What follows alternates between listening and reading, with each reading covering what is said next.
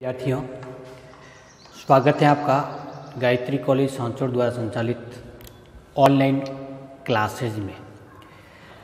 आज हम पढ़ने जा रहे हैं सब्जेक्ट बॉटनी। ये सब्जेक्ट बीएससी थर्ड ईयर से रिलेटेड है। इसका पहला पेपर, जिसे प्लांट फिजियोलॉजी और बायोकेमिस्ट्री कहते हैं, से संबंधित है आज का टॉपिक का नाम है मिनरल अपटेक। ये इसका सेकंड पार्ट के रूप में हम अध्ययन कर रहे हैं। मिनरल अपटेक या खनिज पोषण या खनिज तत्वों का अंतःग्रहण किस प्रकार से होता है इत्यादि के बारे में हम डिस्कस कर रहे हैं। इसके पहले पार्ट के अंतर्गत हमने डिस्कस किया था कि मृदा में कितने प्रकार के मिनरल्स कौन सी फॉर्म में प्रेजेंट होते हैं। प्रेजेंट होने का तात्पर्य है कि जैसे नाइट्रेट बहुत ही तीव्र गतिमान और चलयमान आयंस होता है जो स्थिर नहीं रह पाता। पोटेशियम, कैल्शियम जैसे विभिन्न प्रकार के कैटाइन सॉइल ग्रेन्यूल्स की आउटर सरफेस पर एब्जॉर्ब कंडीशन के अंतर्गत पाया जाता है, अधिशोषित होता है। ठीक इसी प्रकार के एनाइंस भी मृदा कणों पर अधिशोषित होते हैं। इस प्रकार के मृदा के सूक्ष्म कणों पर कई आयंस के अधिशोषित अवस्था में उपस्थित होने से एक मिशेल संरचना का निर्माण होता है। इसके अतिरिक्त कुछ आयन कंपाउंड फॉर्म के अंतर्गत या सॉलिड पार्टिकल्स के रूप में मृदा में पाए जाते हैं, जबकि कुछ ही होते हैं वो लिक्विड फॉर्म या विलीन फॉर्म में पाए जाते हैं। मृदा में पाए जाने वाले संपूर्ण पोषक तत्वों युक्त विलयन को सॉइल सॉल्यूशन कहते हैं। इत्यादि की जानकारी हमें प्राप्त हो चुकी है, हम पढ़ चुके हैं। आज के इस टॉपिक में हम पढ़ेंगे कि आखिर किसी रूट के द्वारा किस प्रकार से विभिन्न मिनरल्स का अवशोषण होता है और उसके बाद में अवशोषित मिनरल्स पादप के विभिन्न भागों तक ट्रांसलोकेट होते हैं। मिनरल अपटेक प्रोसेस को हम दो भागों में डिवाइड कर सकते हैं। डिवाइड करने का प्रोसेस क्या है कि एक सामान्य प्रकार की एक रूट, इस रूट के संपूर्ण क्षेत्र से मिनरल्स का अवशोषण नहीं होता है, एब्जॉर्प्शन नहीं होता। अधिकांश भाग होता है वो इसके इलोंगेशन जोन के द्वारा होता है। तो इसके चारों ओर मृदा के कण प्रेजेंट हैं और इन मृदा के कणों के मध्य विलीन अवस्था में अथवा इसकी कणों की सतह पर अधिशोषित अवस्था में विभिन्न प्रकार के कैटाइन्स और एनाइन प्रेजेंट होते हैं। तो मिनरल अपटेक का पहला जो पार्ट आता है वो एब्जॉर्प्शन ऑफ आयन, आयन का अवशोषण कैसे होगा। अब अवशोषण की कैटेगरी में सबसे पहले कि इस मृदा कण पे पाए जाने वाले आयन्स किस प्रकार से इस रूट को अवेलेबल होगा। तो पहला टॉपिक कौन सा रहेगा हमारे पास में, अवेलेबिलिटी ऑफ मिनरल सॉल्ट, खनिज लवणों की उपलब्धता कैसे होगी के बारे में हम दो सिद्धांत के माध्यम से समझेंगे। कॉन्टैक्ट आयन एक्सचेंज थ्योरी और दूसरी है कार्बोनिक एसिड एक्सचेंज थ्योरी। इन दोनों सिद्धांतों के माध्यम से हम ये समझेंगे कि आखिर सॉइल के अंतर्गत रूट को इनकी अवेलेबिलिटी कैसे होती है। दूसरे इसके पार्ट्स के अंदर पढ़ेंगे कि जो अवेलेबल मिनरल्स हैं वो पादप की रूट सरफेस के द्वारा किस प्रकार से अवशोषित होता है। तो इस अवशोषण की विभिन्न प्रकार के सिद्धांतों के बारे में डिस्कस करेंगे।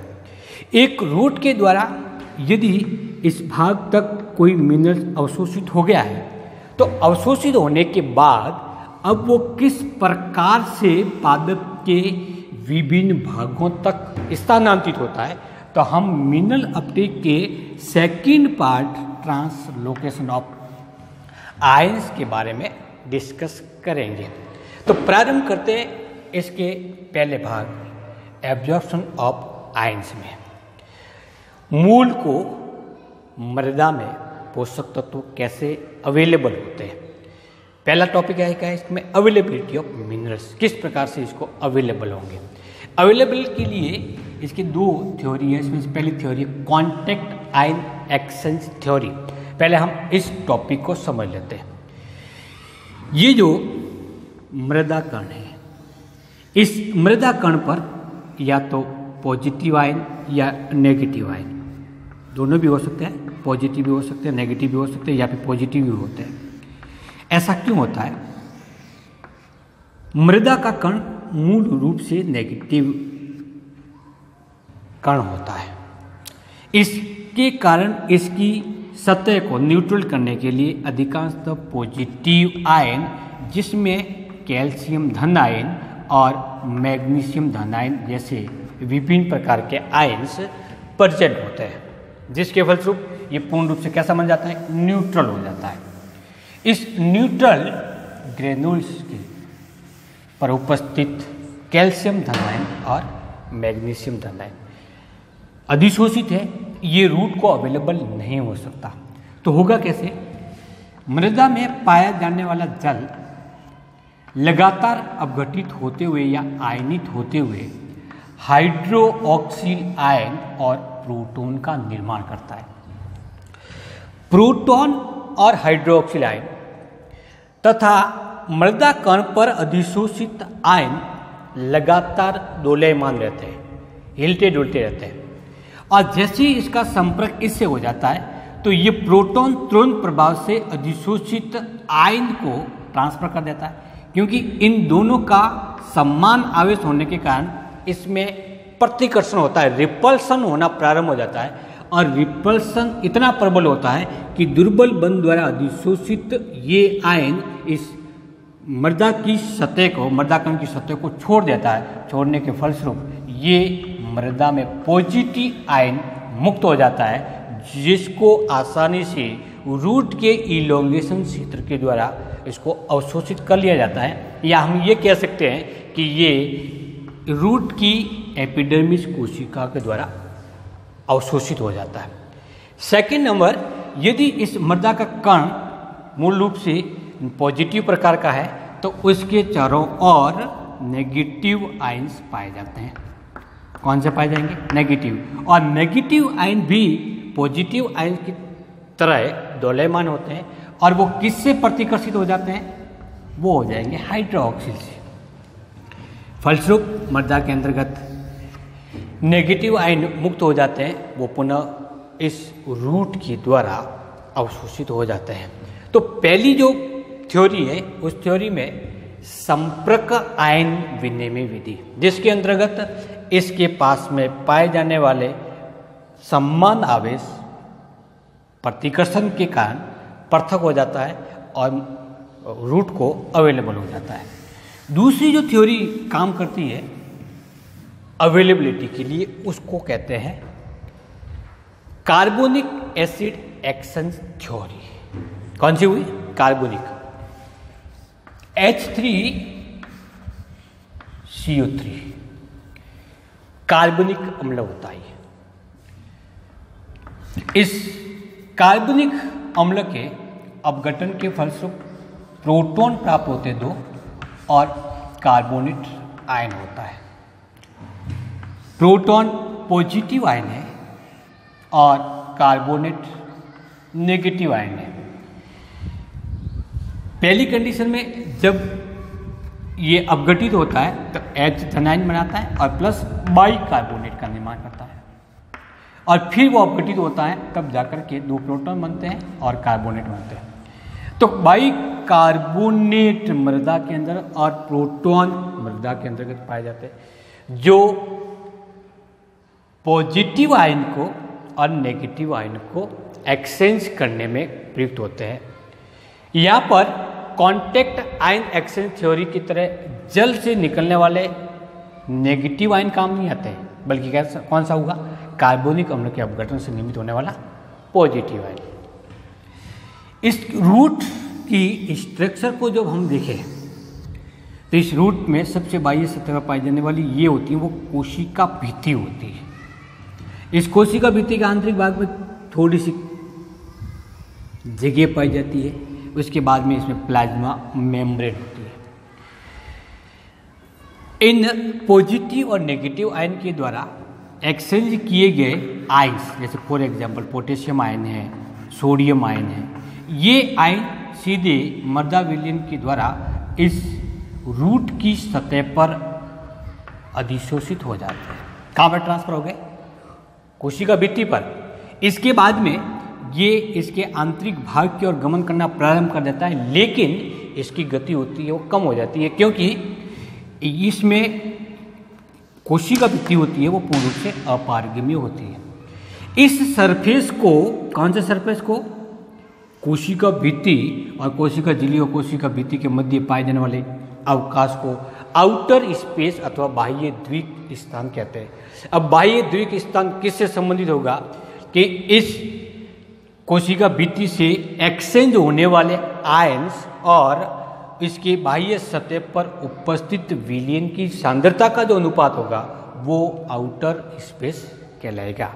तो आउटर स्पेस से होते हुए आयन्स इसकी भित्ति की या कोशिका के आंतरिक सतह की ओर गमन करते हैं। तो ये दो थ्योरी ऐसी थी जो ये बताती है कि आखिर सॉइल के अंतर्गत आयन्स की उपलब्धता कैसे होती है। हम आउटर स्पेस से अवशोषित होने वाले विभिन्न प्रकार के आयन्स कोशिका कला के पार होते हुए जीवद्रव्य के अंतर्गत स्थानांतरित होते हैं।